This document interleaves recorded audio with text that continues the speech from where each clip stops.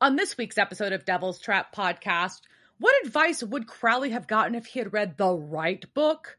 Understanding Your Rebellious Timeless Entity. Lower her curfew and let the boys visit. No handshaking or snack shaming. And maybe just skip puberty altogether and grow the fuck up. Let's do this.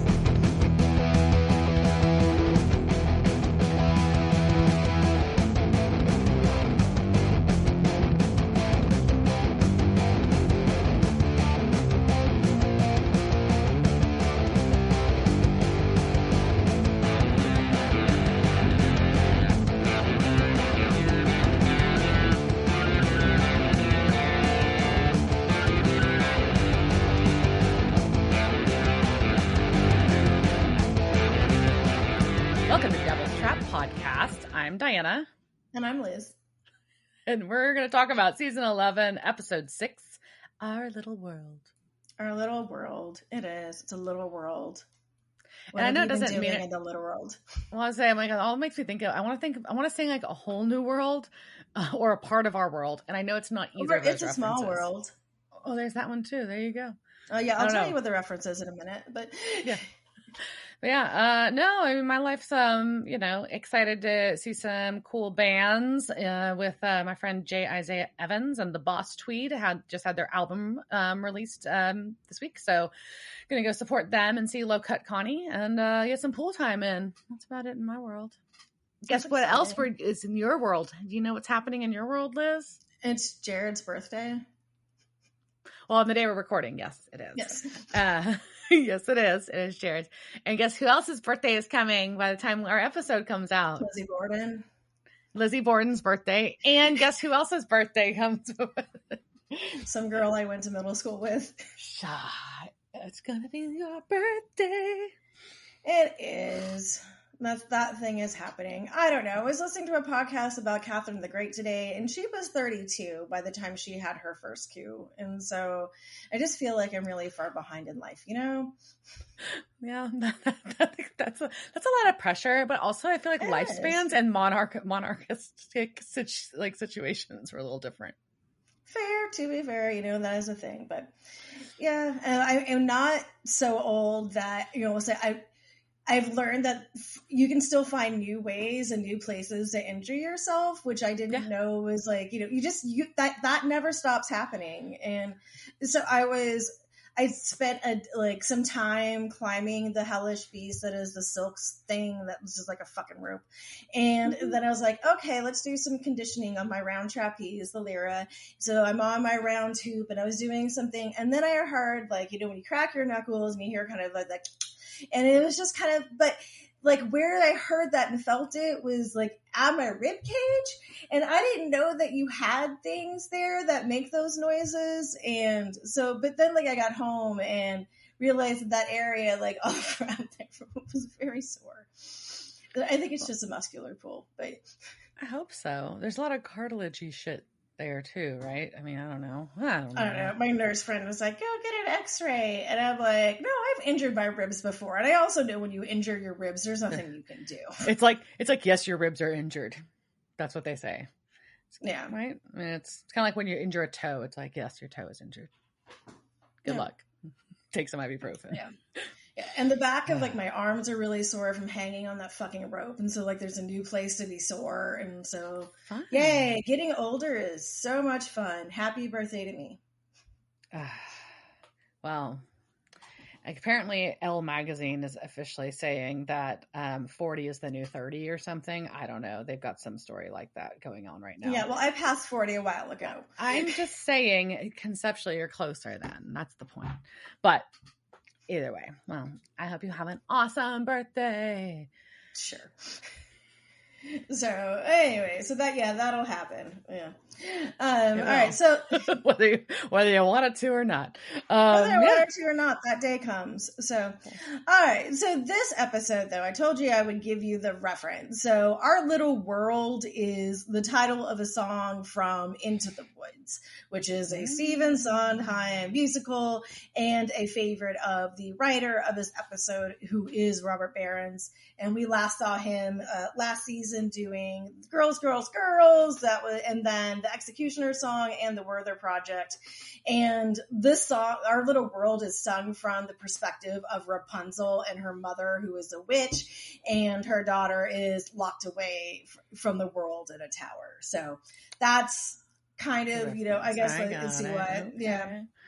Okay. Yeah, and this first aired November 11th, 2015, and this was episode 6 of this season, and was directed by John F. Showalter, who we last saw last season with *Halt and Catch Fire* and *Paint It Black*. All right. Well, we open with 2 teen chicks hanging out, eating snacks at a park at night. And one of them, Goldie, really hates her mom because apparently her mom's kind of a bitch and judges her when she eats potato chips. But yeah, she her also mom sounds kind of awful. But she lives off menthols and diet soda, and I was kind of like, I felt a little attacked, at least in my previous life. I'm just teasing. I didn't judge other people, so yeah, it's like I may have lived off of menthols and diet soda. You were living off of menthols and Diet Coke, but you weren't like telling your teenage daughter that you shouldn't eat chips. No, exactly. Or giving your daughter the stink eye when she ate chips. Yeah, that's rude. It's so rude. So her friend, Goldie's friend, has to leave for her curfew, and who shows up but the bad penny, Amara, and she wants to be like Goldie, so she eats her soul. And I think I think maybe it's just this typical Amara, and maybe the next one too, but like the face sucking, it's just disturbing. Like this, the way she's the soul eating techniques are making me uncomfortable. The way she grabs their faces. She grabbed her face, and then there's a lot of eye rolling in the back of the head, and just kind of like some moany sounds. Like not into this. It just makes me. It just icks me out. Yeah, I'm not a fan. No. But also I didn't get, because I'm like, wait, are we changing what's happening? Is the lore changing? Like, what's happening here where she wants to be like Goldie, and then she just wants to be an asshole teenager. She wanted to be a teenager. So she needed to power up more. So by eating Goldie's soul, she got to skip some of her growing. But I'm like, what part of puberty did you actually skip, right? Because you went from like being a 12-year-old to what is she now? Like 16? Like, I'm so 16, terrible. 17, she could be 17, and I don't know. But I mean, so she's still like in the middle of some like pubescent hormones. She went from tween to teen. That's what they made clear is the change. But yeah, I think I would have skipped all of puberty, but that's just me. Can I just eat like 4 souls and go straight to 20s? I mean, those are bad. Yeah, I mean, like, you should just keep going, right? Why stop there?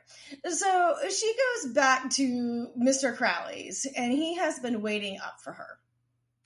Yeah, he's not happy. And he notices that she has aged. She is now teenage Amara. And he says, and he's not really that surprised by it either. No. He just kind of like takes that as like, oh, now you are a teenager. Yeah. And like knows that she's been sneaking out for her late night snacks, but that actions have consequences. And so she's like, nope, you told me I couldn't eat any more demons. So now I'm going out and getting it myself because I'm a growing girl. Don't tell me what to do, Dad. Not really. And so Crowley says it's going to hurt him too, but he decides to ground her. Yeah, and he's trying to be this law and order father figure, and it's just not really working. No. And even though he's like, I'm stronger than you are, and she says it, and she says for now. And if I was Crowley, I'd be like, oh shit, maybe I'm taking the wrong approach here. Yeah. So we are in Fall River, Massachusetts with Sam and Dean, and they are leaving a house because they have been they're pretending to be agents. They are investigating possible soulless cases to try to track down where Amara might be next. This is definitely where they were at was not a case. So, and why did they think it was a case? They thought it was a case because they thought a psycho killed a cat, but it was just a cat that took a nap in a dryer. Yeah. Which is very sad. That is very sad. And then, yeah. So Sam's like, it's time to get Cass off the bench. We need his help to find Amara. That's all there is to it here. So Dean's like, fine, I'll call him. Castiel has taken his binge watching to another level. So last time we knew he was watching The Wire, correct? Yeah, he was watching The Wire, Orange is the New Black. Yeah, apparently now he is watching Jenny Jones' show. And it is a talk show with it's very Maury. It is paternity test results. Yeah, and Jenny Jones infamously being the one that had like murder, like spawned after her show and all sorts of fun stuff. So he and Dean get into it, and Dean's just like, look, man, you need to think about like what you're binging on. And Cass is like, you can't just like binge the good stuff, right? And Dean's like, no, man, you can't find happiness in the idiot box. And I disagree because I did have to pause Poker Face to watch this episode. But Dean is basically like, man, go touch grass, right? You need to get outside and get away from the TV. You didn't end up watching Righteous. Did you watch Righteous Gemstones? I've watched most of it. Okay, there's in the last season. It's like, go outside, nerd. So that's all I could think of when. Anyways, Uncle Baby Billy had a line there. Anyways, but yes, he's like, you need to go outside, Cass. You need to leave the bunker. Yeah. And in the meantime, our detective from the last episode has called Sam to let him know that Len is dead. Poor Len. Aw. Poor Len. Nice soulless Len. He was handling it so well. He really was. Yeah. So at the bunker, Castiel is putting on his trench coat and he is going to leave the bunker. He is ready. And then as soon as he gets to the top of the stairs, he starts having flashbacks to when he was beating up Dean and he was killing angels and then he was getting beaten up by Dean. It's all bad. It's all bad. And he just basically has an anxiety attack. And he's just like, nope, not going outside. And I have had that anxiety attack with you, Cass. Like, yep, sometimes you just turn around and you go back to the TV. So now we go from there back to, we're just going to say it's Crowley's for the moment. And there, the minion Jarvis is telling Crowley that they got one of them last night. So now we know that Len was not just killed, he was killed by demons. Yes. Marco is out on a mission to kill the soulless people that Amara eats. So, because Crowley can't have Amara leaving empty candy wrappers around for people to track them by. Yeah, and I like the idea of calling them candy wrappers, but it's a good call. And but specifically, he's afraid that someone's going to tell like a hunter who ate their soul, and then like the darkness is going to be up, and everyone's going to know what's going on, even though like things are already fucking weird. So then it's like he's like, why? Crowley's like, why is it so quiet? And Jarvis is like, our ranks are a little thin because Amara fucking ate everybody. That's not good. Yeah. Not good. And also, while we're at it, you should also know that our soul projections aren't great right now. And Crowley's like, yeah, why is there not a guard outside Amara's room? That's way more important. And Jarvis like, oh, I'm sure it was just a mix-up. And so Crowley's like, nope, you're the guard now, bye, and leaves him. Yep. So don't open your mouth to Crowley. And then we go from there to what we assume was the prison. And the warden, or is that the detective? This is our detective is telling them that Len's death looks like an assassination. It does not have the markings of a revenge killing. Yes, but Dean smells farts or demon sulfur. And so they're like, uh-oh, this was a demon hit. Yeah, and as they're standing there, who gets arrested or who's being brought in to go to be held in a cell is Goldie. So, and our detective friend is like, yeah, Goldie was just a normal kid this morning, but then she snapped and tried to kill her mom with a frying pan. And Sam and Dean are like, that sounds very soulless. Let's find out. Yeah, that seems suspicious. So Cass has found solace in one of the few things that we can find solace in, and that is a video of a dog skateboarding. And no matter how sad you are, you can always rely on a video of a dog skateboarding. until you realize that it's being shared on the news, because now the news is going to follow immediately. And then that's not what's going to give you solace. No, but we do have an anchor woman broadcast lady who is going from Doug's story to sad story. Yes.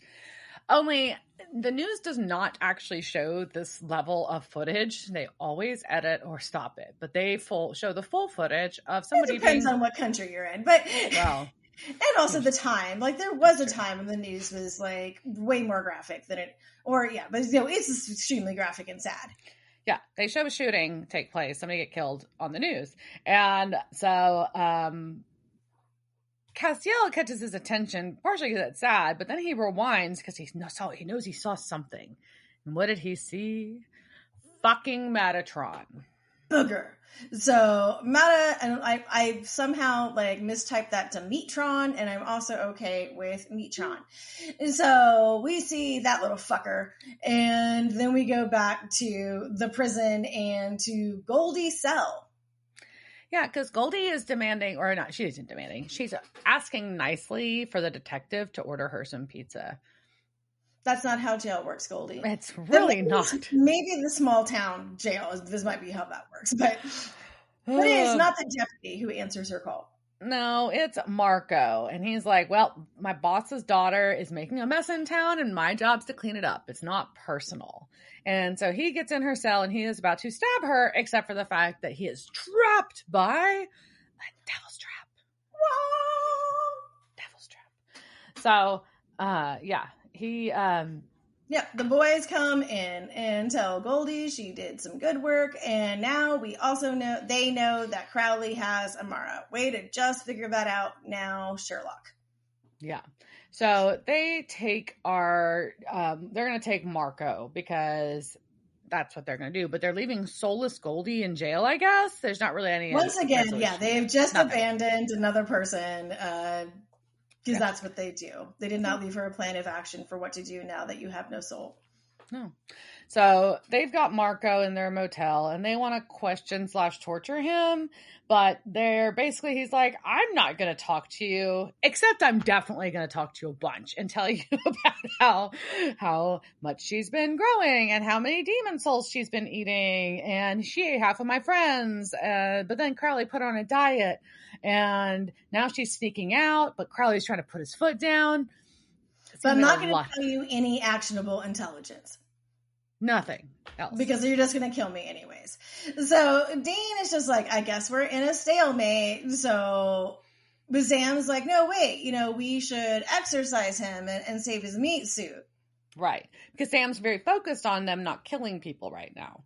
Which also I just think should be your first order of business. Yes, I agree. Let's see what happens. But also I do get finally something really does make sense here. And I mean, I guess I knew it, but so if you stab, they dead is what this is what our canon is now. So if you stab with the demon knife, demon blade or angel blade, either one, dead. Dead. And if you exercise, you cock smoke out, so you're not dead. You're just out of that meat suit. Unless that meat suit was previously killed. But if that meat suit was previously dead, just the meat suit dies, but you go off as a demon are not dead. You can go off and go possess somebody else. Because that is what Marco was saying. Why, you shouldn't, he says, I'm not going to go tell Crowley. Which is how this kind of finally, I was like, okay, now I can see why you would say killing the demon and the person inside might be preferential if you're a dick, right? Right. If you're willing to sacrifice a person just for the greater good or. Yeah. Well, it ends up this meat suit ain't savable because it's already been shot. Oops. So there's no meat suit to save. So Marco has no leverage. And so Marco's going to get killed. And Dean seems too happy to stab him and gets these serious eyes and did the mark leave a mark? What is good? You're still acting pretty psychotic. A little bit, yeah. Yeah. A little bit. So we've got Sam has now put together a pretty good little map though of tips and locations because he was able to hack Marco's phone. Well, Ellen uses pretty good little map. He's got this map of Fall Rivers and he's got pen and it's so we'll get to what they say in a minute, but yeah, it's Oh yeah, so one for Goldie Amara, one for Bar Sydney, and the other one says Lizzie Borden's house. And these are his like super like, whoa, look at these locations I found. Right, the ones they had no idea about before this. Yeah. So and Dean comes back after dumping the body, and he made a joke about dumping it at a playground, but it ends up he dumped it at the hospital. Yeah, so this has got to be so confusing for the coroner or medical examiner, whoever gets like this, what? He was shot when, and it's how, but he's not decomposed. So what? Huh? Yeah, so, yeah. And so then Sam is like, oh, I hacked his phone. And so he thinks by looking at this GPS that Crowley has had him tailing Amara. But he wants to know why. Sam's confused as to why Amara's even allowed to be like up on Earth at all. And Dean's like, well, it's because Crowley prefers being up on Earth. He doesn't like it down in hell. What are you talking about? Because Dean knows him. Because, as Sam reminds him, they had their summer of love. Yeah. And Sam does have a notation of a point of interest, though. No, I think that was on the map. I think the map had the POI. So, like, Dean looks inside his circle of yarn, and the circle of yarn shows him nothing. So, but next to the circle of yarn is the POI. Which is a decommissioned asylum. What? And so now we cut to what we realize this whole time that we thought was hell or something fucking else is in fact on Earth, and Crowley's lair is an asylum. Yes. Which, I mean, tracks. That's cool. It's cool. But it's like, oh shit. Because like we've been actually here for a while. We've been watching this for a couple of, like, it's more than one season that we've been in this place. But now we know this is the asylum. Yes. And speaking of the asylum, Crowley is in Amara's room, and she is looking at cat memes. On a website called Addicted. Some of them say, don't tell me to chillax, dude. Another says, generic cat food. Ain't nobody got time for that. Another says, if I ever see you in those pants again, I will cut you. So Crowley's trying to explain his leaning into discipline to her and why he's doing it. So he calls for Jarvis, who drags in a gagged mailman as kind of an offering to Amara. But in this, I'm going to give you an eating disorder, because he's just like, you can't just like eat whatever, but like now eat whatever you want, and then here's a snack, and then she's a teenager and she's like, I'm not hungry. Yeah. And so Crowley closes the door and he's like, look, I have no idea what I'm doing, but you're growing up too fast and it's scary. So yeah, he's monologuing about his lack of parenting skills to a timeless entity of darkness who is also inside the body of a teenage girl. And she's just like, yeah, I know you suck and you only want me for my power. And at some point you're not going to need me anymore, because I'm not just a teenage girl. I'm also a timeless entity that's been around since, like, you can't fuck me over, Crowley. Yeah. Yeah. Which is scary for him. Probably. Literally been around since before the beginning of time. Yeah.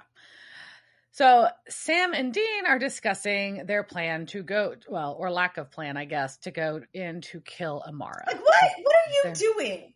What is this? They're loading ammo because they're going to go into the asylum to, I don't know.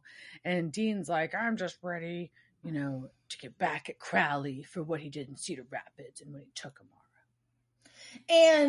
But Sam's like, we don't know anything about Amara, and like, including what can kill her, whether or not she can be killed. And Dean's just like, she's such a big threat that we have to go in there and hit her with everything we got. But I also just see putting your standard weapons inside this duffel bag. And yes. I'm like, you're in a fucking bunker full of magical resources. Like, why are you not, like, you keep saying going through these books is just tangents, but you keep going through these books and saying there's nothing on Amara, but I'm pretty sure there's probably something in how to build a big fucking bomb. Maybe. I think. Well, Crowley is like, look, Amara, we've got, I know you're going to have tremendous power, but I have experience. I put Lucifer in a cage. I rose through the ranks, and maybe I have something to teach you. Maybe you don't need it, but I do have something to offer, and I want you to give me that chance. Just, I want you, if you can slow down in exchange for your patience, I will offer you protection until you don't need it anymore.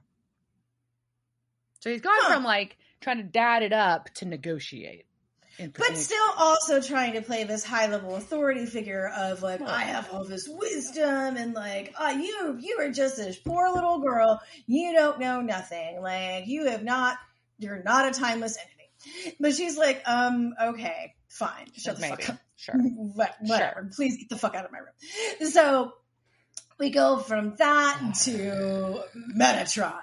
And I had to remind Diana, after watching Dogma, that Alan Rickman played Metatron in Dogma. And of course, he was fantastic. And I loved him as I'm like, so I don't just hate Metatron. I just hate this version. We just hate this version. We just hate this Metatron. I hate this. Because this Metatron is very excited that this dead dude is going to earn him money. And then he robs a corpse. Yeah. It's not actually a corpse. But it's not a corpse. They're still alive. And then he's like, too bad, so sad. I used to could have saved you, but I still wouldn't have, is what he says. Which is extra fucked. Yeah. And he still takes his money and throws a wallet on him. Yeah. And he is like, not that guy anymore. But then Cass shows up and says, I will save you. And Cass found him the same way Meta has been finding things. That's by scanning the police scanners. Mm-hmm. Yeah. So they are, that's how, I guess, Metatron's making money, is listening to police scanners and recording stuff. And then, so Castiel tracked Metatron down that way after seeing him film that bit on the news. Well, yeah, we'll get to but basically, Oh, go ahead. Metatron's like, look, selling footage of people dying is good business. And also, I'm going to sell this footage that I'm taking right now of you, Castiel, healing this guy. Because footage of an actual angel, that's going to be real money. Yeah. And so Castiel does what we want to do and throws Meta's camera to the ground and breaks it. And Meta protests that he had to steal and pawn so much to get that camera. But the police arrive and they skedaddle. Mm-hmm. Back at the asylum, the Sam and Dean have noticed that there's no fucking guards around the perimeter. Super sus. Just breezing through a gate, walking in and then go up to the front door. Yeah. No guards at the door. There's some sigils, but the only other thing there is just like a really simple padlock. And he picks that. And one, we know that Crowley has lived in modern spaces before, so you think he would have at least put a fucking like safe lock on this or something. Right. Also, I'm not sure what would be dreamier, walking into the front door of the bunker or to like find the asylum to find it like full of demons. And I'm not sure if I would be like happy or sad that they were bureaucratic demons and this is, what they find inside. Oh, yeah, because where Crowley is sitting in his throne room or whatever, getting reports about soul collections. Specifically, it is the domestic soul projections are being read to him. And numbers in the Pacific Northwest have been down for the past 3 years, and they think it may be an unintended consequence of legalizing marijuana. Some analysts think. You're just too stoned as to trade your soul. But he's not even paying attention to reading that, because he is reading Why She Fights, Understanding Your Rebellious Teen. And with the subheading of Find a Solution, Don't Add to the Problem. And look, I will tell you, Crowley, what I should have, someone should have told my dad as having been a rebellious teenage girl. All your daughter wants you to do is sit down and ask her what the fuck is going on.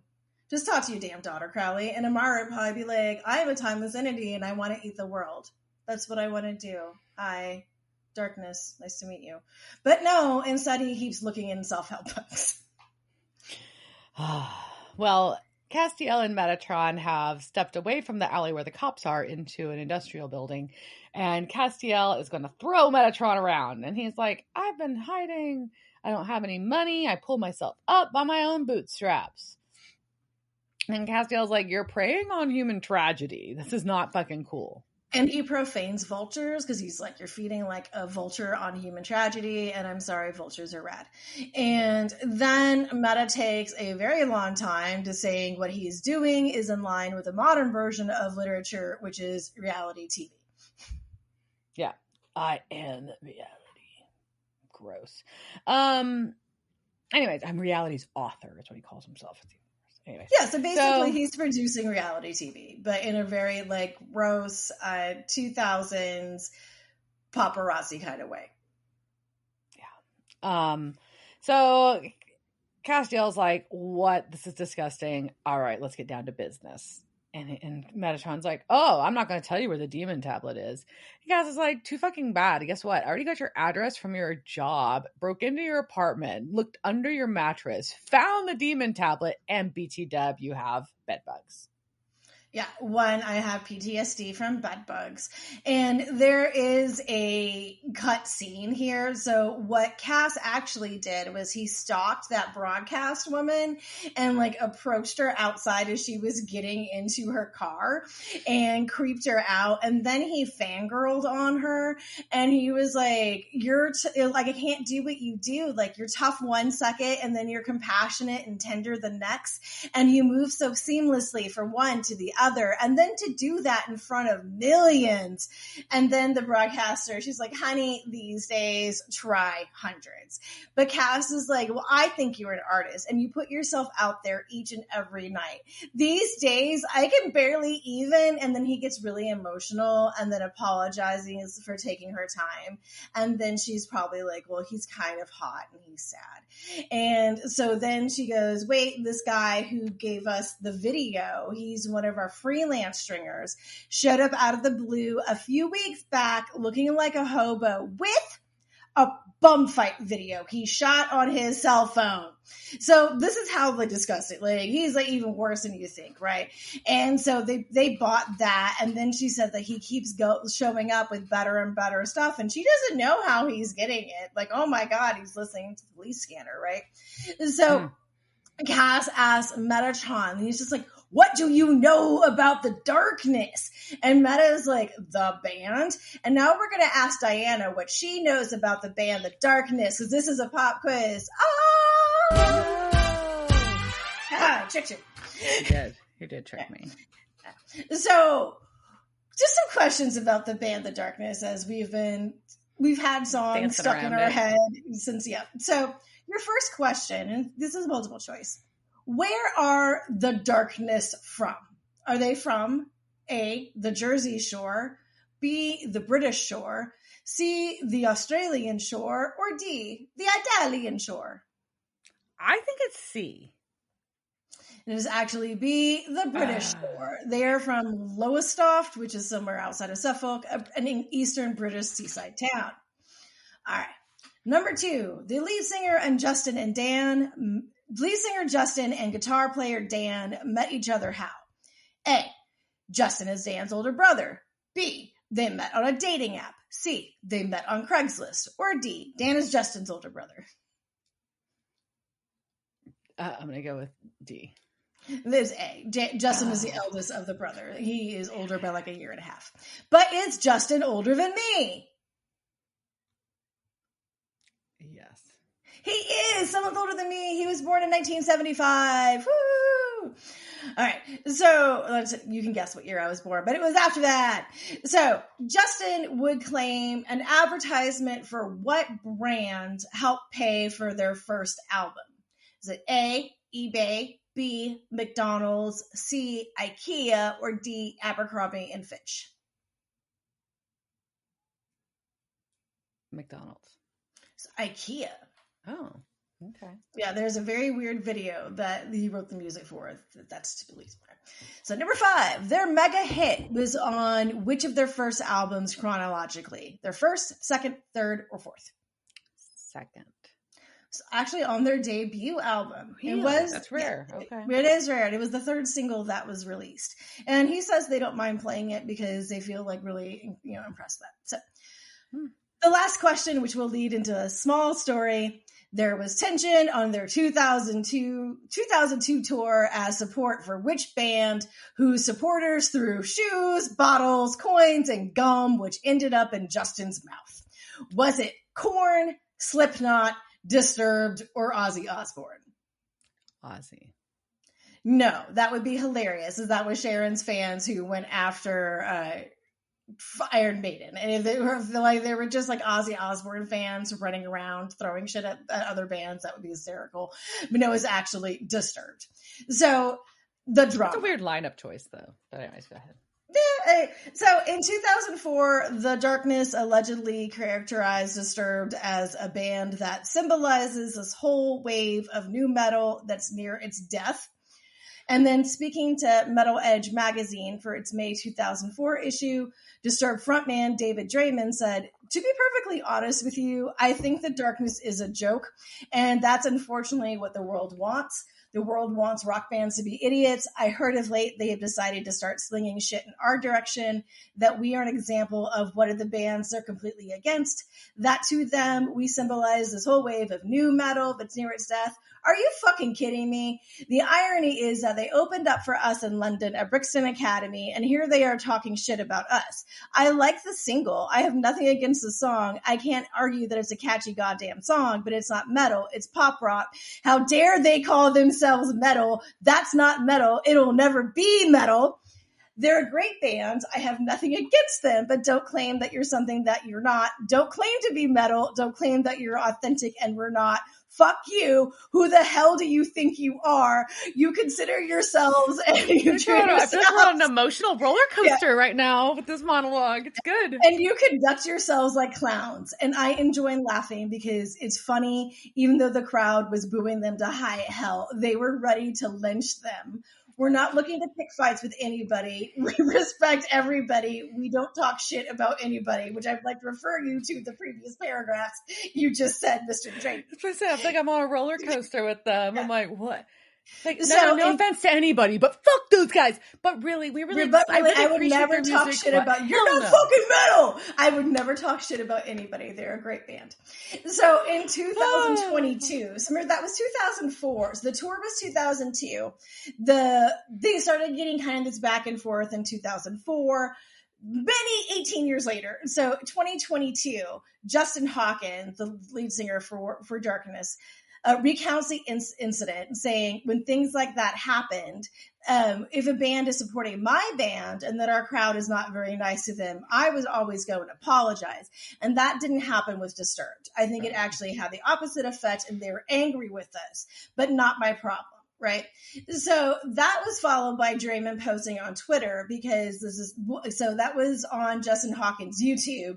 Then Draymond goes on Twitter, because now we're in 2022 and this is the world we fucking live in. So he goes, "Hey, at Justin Hawkins of at The Darkness. Sorry you feel that way. There's a lot of things I regret saying in the past, and this is one of them.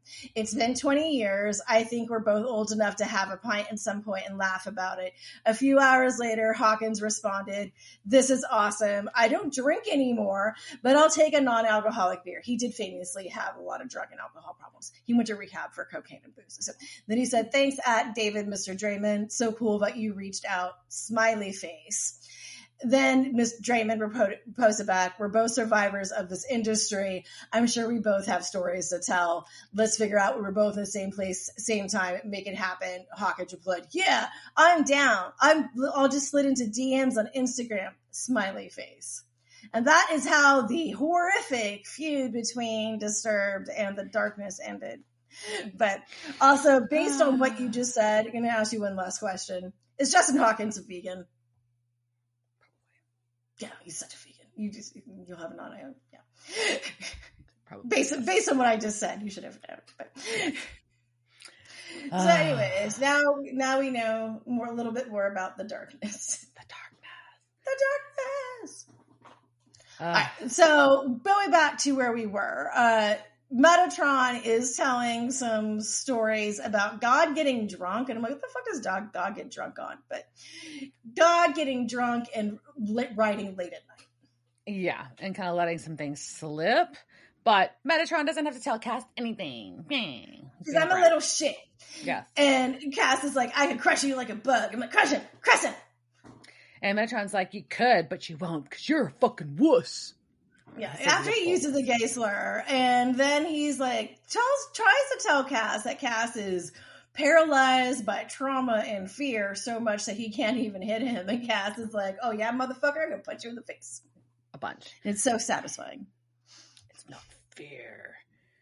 Yeah, so we've got our minion, Jarvis, in the hall outside of Amara's room. And he hears Crowley's voice down the hallway. So he's going to go investigate because he doesn't want to get in trouble. Is it Crowley, though? No, it is not. It is Dean holding up his cell phone with a voicemail from Crowley. From their summer of love. And in the voicemail, Crowley's like, why do you think I've been paying your astronomical bar tabs for the last 5 weeks so you can sleep past noon with last night's skank? Skanks. Yeah. And so as Jarvis approaches, Sam tackles him and handcuffs him away. Because, of course, he was hiding in the hallway. Of course. And so we hear other demon voices coming. So Sam's like, I got this. You go get her. So Dean goes to Amara's room.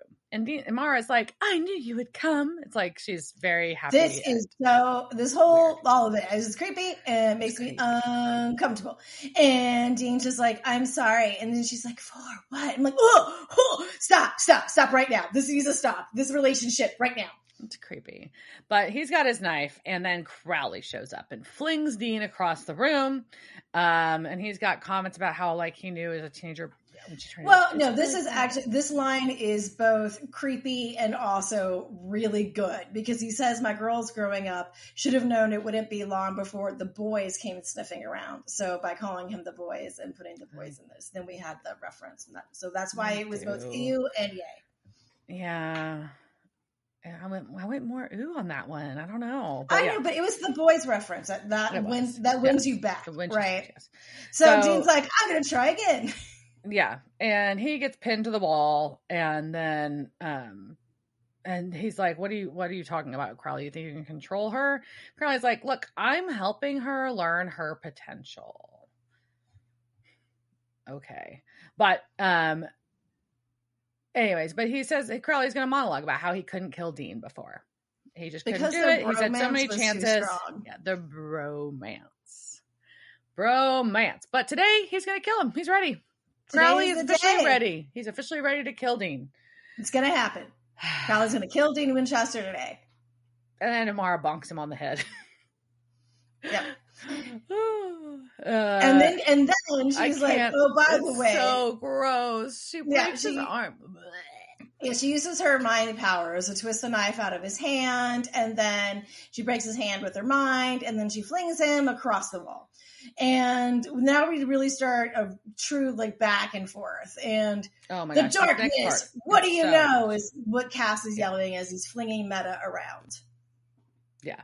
And Sam's fighting demons in the hall, and Metatron taunts Castiel and won't answer him. And Amara is telling Crowley that he was supposed to fucking protect her. That was the deal they made just hours ago, but she's already been assaulted in her own room. So she doesn't need Crowley. Yes, clearly, look at her. She's like, she doesn't need his protection, and or his captivity, and she's just done. She's done. Sam is struggling though, trying to kill these two demons in the hall. One of them really has him choked out. It's not good. Yeah, and so he's having this one-man fight against them. But then you see him try and cuff one of them, and you're like, what are you doing? And then one of the demons is like, dude, what are you doing? Yeah, he's like, what is this no-kill policy you've got going on?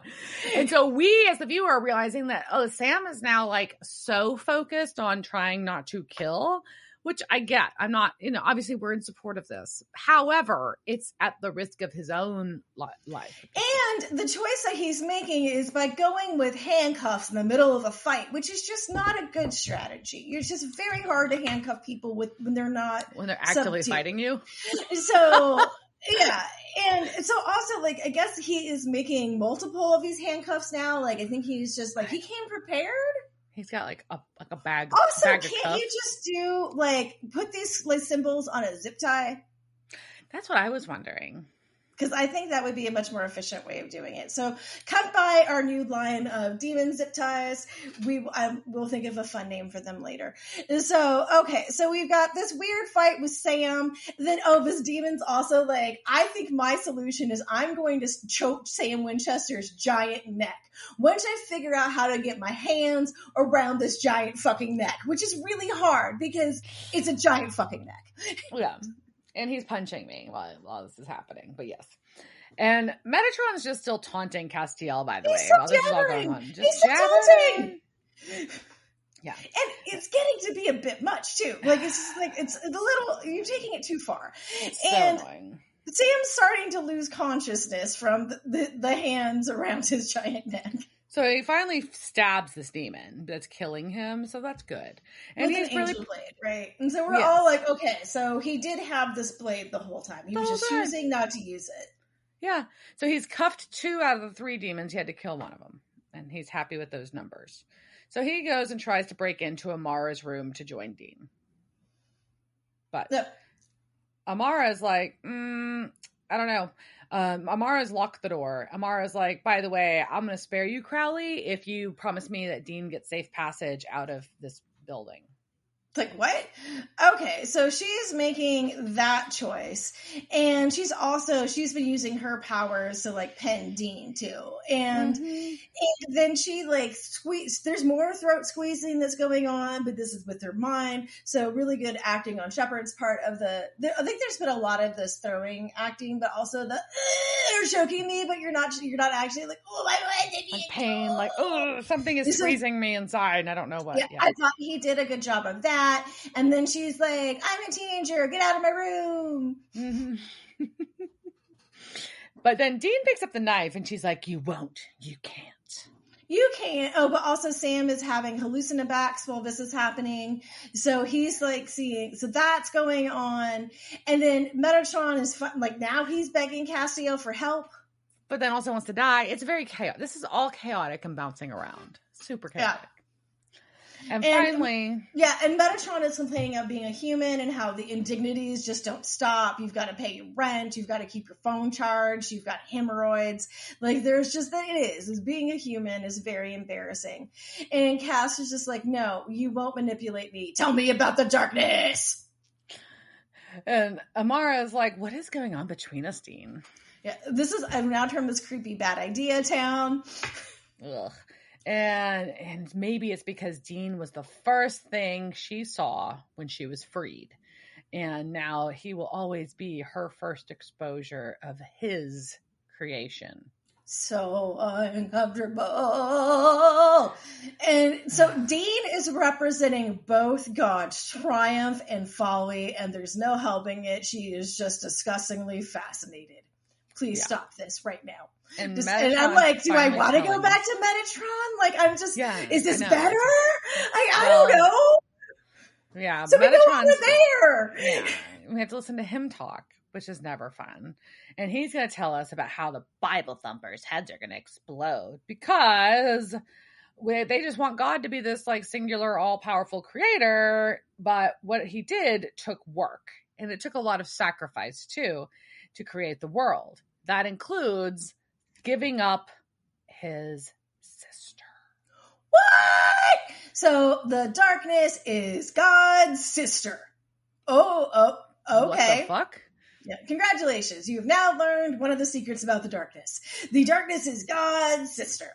And Cass is like, what now? Yeah. And he's also like, huh? And Amara tells Dean, she's like, by the way, I gotta go. I'm gonna go explore the world now and gotta taste it all and settle the score. So here you go. Which is what she came to do. So that's why she's here. She is here to settle the world's oldest score, whatever the fuck that means. But that Dean doesn't know it. He doesn't know any of this shit yet. Right. Dean doesn't know that she's God's sister yet. So he's still like, why is this teenage girl hitting on me? I don't understand. Maybe I can kill her. Like, I can't kill her because I don't know. So let me look at this knife. And then she's like, I told you. And then Sam bursts in. And then he gets flung. Yeah. And as Dean tries to advance on Amara, she flings him too, and then she's out. She's out. So yeah, we go from there back to the bunker. Back to the bunker. So Sam, Dean, and Cass are going to talk. Dean's all mad that Castiel let Metatron go. But Castiel's like, no, because if he makes a single fucking move, all the angels are going to go after him and they'll get him. But also, he's just like a sad ass human now, so he's not really a threat. And I put him in traction. So can't you be happy that I almost beat a man to death, as annoying as he was? Also, like, you had Amara. Like, why did you let her get away, Dean? And Sam's like, yeah. And Sam's like, yeah, she's in the wind. What the fuck? And Dean's like, well, it's God's sister, and she overpowered me. It's end of story. So at least, like, they have decided to share this knowledge. Cass has shared the knowledge about the sister. Congratulations. You have shared something you learned. Yes. Instead of, like, sharing intel when y'all are working on the same project. Seems like a good idea. So, yeah. And then, so that happens. And then there's some massive face acting. And Dean brings them back to the point. And he was just like, I don't guess, like, God's, like, decided to share any wisdom on this. And Sam's like, huh? No. Sam's like, I'm going to go look at the lore now. I better go figure out how to take her out. Wait, Nate, is that like after last week's we learned Laura was banging? Is this like what's going to look at the lore mean? So Sam is like slunk off to masturbate, and but instead of masturbating, he gets visions of a cage in hell. He gets some more hallucinobacs, and we see what he remembers, and it's not great. No, it's a cage in hell. It's the box, Lucifer's box. We'll bring that song back. And so we've got a dick in a box. And so we see that. And then we go from that to a street. Yes. And we get Urge Overkill's Girl, You'll Be a Woman Soon playing. And Amara, teenage Amara, is just strolling along a busy city sidewalk looking at people that she's going to eat later. You look tasty. And they're like, some of them are looking at her and they're like, why? And like, but she's no longer a child walking around by herself. This is culturally acceptable for the teenage girl to be walking by herself in this busy city. Yes. And we get a little quick shot of Crowley being bummed out on his throne. And we get a picture of Dean drinking, sitting at the bunker map. In front of a fire, and it's very broody. And then we go to Amara and her serial killer eyes. She does have serial killer eyes. And we end on the line of that song, which always made me hate that song. Soon you'll need a man. And I always wanted to punch that song when it said that. And I also want to punch that song when you try to tell Amara that she'll need a man. Because again, timeless entity of darkness probably doesn't need a man. No? Probably not. But okay. So let's talk about some of the peoples that were in this, what we say is a very hard to watch episode because it was fine. Casting couch. It's the casting couch. Were they on that show that time with that guy? La la la la la la. Yeah. So Teen Amara is played by Samantha Isler. Anyways, she's been in episodes of Grey's Anatomy, and then she was Cassie in the movie Breakup Season. Our cop that brought Goldie in was played by Warren Abbott. He's in actually a few episodes of Supernatural as different things, and he's been in episodes of Flash, Zoo, Wayward Pines, iZombie, The Travelers, Nancy Drew, and Superman and Lois. Goldie is played by Eva Day. She's been in episodes of iZombie, Bates Motel, and Murder in a Small Town. Jarvis is played by Jesse Reed. He's been in episodes of Smallville, Continuum, The Flash, Bates Motel, iZombie, Travelers, The Good Doctor, and Law and Order. He was in Rise of Planet of the Apes, This Means War, Godzilla, and he was in a few episodes of The Magicians as well. Our dying man, Tommy Douglas, is actually not an actor typically. He's usually behind the camera as an operator, a lot of drone work, but also as a camera operator for Deadpool 2 and Sonic the Hedgehog movies. Cool. Mm-hmm. All right. So Mara's grown. Yeah, so Amara can, like you said, can get away with walking around by herself now without making people nervous. I mean, they'll make nervous, but like not people go like, where are your parents? They don't have to necessarily ask that out of the case. So I guess that's good and bad.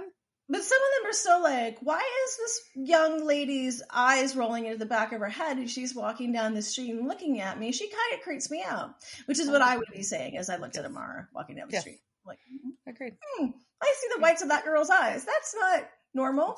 No, not at all. Yeah, not supposed to happen. And then, so I guess like the big reveal of this episode is that, because we still honestly do not know anything about Amara. And, going by the lore of the show, it's that she is so old, there's no lore. But they keep looking for stuff on this, right?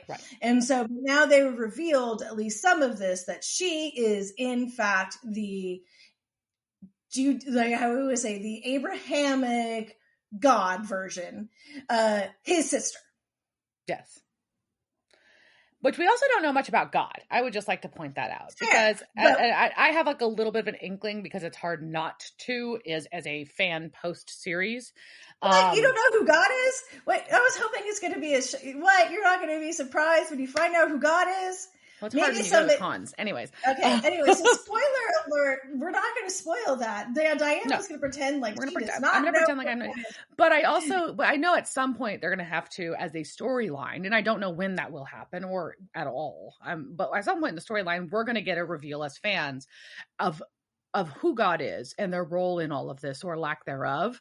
And so I think that part's a little bit suspenseful. It's kind of cool, kind of knowing, because like, if you think about it, whether you watch it at that time or now, you have no idea if or when there's going to be an appearance of God, because the implication's been the angels haven't seen God in a long time. And nobody really knows where God's been for this whole series, basically.